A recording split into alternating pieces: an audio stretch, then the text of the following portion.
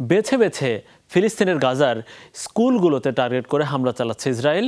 চলতি সপ্তাহের শুরু থেকে টানা 4 দিন নুসেইরাত, গাজা সিটি ও খান ইউনিসের স্কুলে হত্যাযজ্ঞ চালিয়েছে ইসরায়েলি বাহিনী। নিরাপদ আশ্রয় ভেবে হাজার হাজার ফিলিস্তিনি নারী ও শিশু যেখানে মাথা গুঁজেছেন সেগুলো লক্ষ্য করে বোমা ফেলছে নেতানিয়াহু বাহিনী। শুধু তাই নয়, ত্রাণ সহায়তা পাওয়া যায় এমন এলাকা ছাড়তেও নির্দেশনা দিচ্ছে তেল আবিব। স্যান্ডেলিনা সো, রূপচর্চায় আভিজাত্য। সারি সারি লাশ সামনে নিয়ে চলছে আর্তনাদ। কেউ হারিয়েছেন প্রিয়জন, কেউ হারিয়েছেন সন্তান, আবার কেউ বা হারিয়েছেন বাবা মা। ইসরায়েলি আগ্রাসনে গাজা উপত্যকায় এমন চিত্র নতুন নয়। খান ইউনিসের এই স্কুলটিতে ফুটবল খেলছিল আশ্রয় নেওয়া শিশুরা।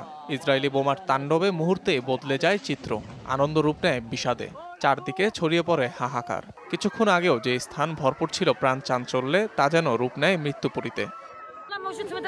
তারা আমাদের সন্তানদের লক্ষ্য করে হামলা করছে। ওরা নিরীহ শিশু আর মানুষকেই মারতে পারবে। হামাসকে তারা কখনো মারতে পারেনি, পারবেও না।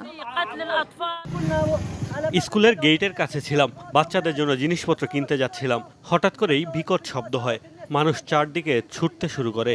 কোনো অ্যাম্বুলেন্সও ছিল না। যারা মারা গেছে তারা হামাস কিংবা ফাতাহ কিছুর সাথেই জড়িত ছিল না। গেল 4 দিনে টার্গেট করে 4 স্কুলে হামলা চালিয়েছে ইসরায়েলি বাহিনী। শনিবার নুসেইরাতের আল জাউনি স্কুলে হামলার মধ্য দিয়ে শুরু হয় এই টার্গেট কিলিং, যেখানে আশ্রয় নিয়েছিল অন্তত 2000 ফিলিস্তিনি। একের পর এক হামলা করা হয় গাজা সিটি ও নুসেইরাতের আরও 2 স্কুলে, যার সবশেষ উদাহরণ খান ইউনিসের এই আল আউদা স্কুল। খাবার আর পানির খোঁজে রাফার কাছাকাছি এলাকাগুলোতে আশ্রয় নিয়েছিল অসহায় ফিলিস্তিনিরা। পাওয়া যেত ত্রাণ সহায়তা, মাথা গুঁজেছিলেন এমন স্কুলগুলোতেই। কিন্তু বেছে বেছে খান ইউনিসের এমন এলাকাগুলোই খালি করার নির্দেশনা দিচ্ছে নেতানিয়াহু বাহিনী, চালাচ্ছে হত্যাযজ্ঞ। নিরাপদ আশ্রয়ের সন্ধানে হন্যে হয়ে ঘুরছেন খান ইউনিসের অন্তত 10,000 মানুষ।